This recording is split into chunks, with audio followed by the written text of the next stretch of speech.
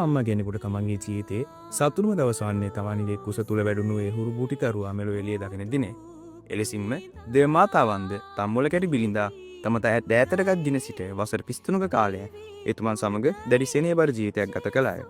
නමුත් කෙලෙහිගුණ නොදත් උන්වහන්සේගෙන් පිටලද මිනිසුන් සහ බලයට ඇති කෑදරකම් නිසා ජේසුතුමන්ගේ ඉගැන්වීම් මොවුනට බාධාක් ලෙසින් සිතූ මිනිසුන් කණ්ඩායමගේ තුරුදු සහ අමානුෂික නඩු තීන්දුව යටපත් වීමට යේසුස් වහන්සේට සිදුවිය.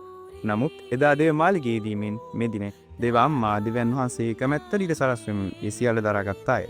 ඒ සෑම වේදනාවල සිදුවීමක්ම අවසන් සීතල වී ගිය ජේසුතුමන්ගේ ශරීරය තම උපලේ හොවාගෙන ආඩම්බරයක් දුකත් මුසූ හැඟීමකින් බලා සිට එහෙත් තම පුතුරුවන්ගේ දුක්බරත ජීවිතයගේ මිනිස් සංහතියම ගැලීම් සඳහා වෙන බව දැසිටින දෙවිවරුන් තම වික්ෂෝපය අපරාධිත සිතකින් පොත් සංගවා ගන්නී. මෙලෙස ඇය මුළු ලෝකයාගේම පෙම්බරමෑණියන් වෙමින් ඔබවත්මවත් බාරගත්තාය. එහෙයින් එම ස්ථානයේදී ඔබටත් මටත් ඇරයුම් කරන්නේ අපට දේව මාතාවන්ගේ මෙන් අධිෂ්ඨානශීලීව හා ආදරබරව ජීවත් වෙමින් ක්‍රිස්තුස් වහන්සේගේ උතුම් වූ ජීවිතයගේ අරුතත් වෙනමිනි.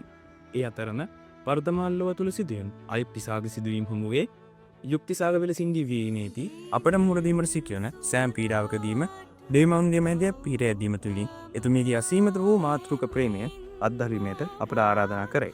එහෙන් වික්ෂෝපෙන් පිරී සිටි පෙම්බර මෑණියන්ගේ මව්සෙන් හසයටදී හිඳමින් සැබෑ දේව දරුවන් මෙන් දිවිවීමට එම ස්ථානයේදී අප සැම දෙන අධිතන් කරගන්න.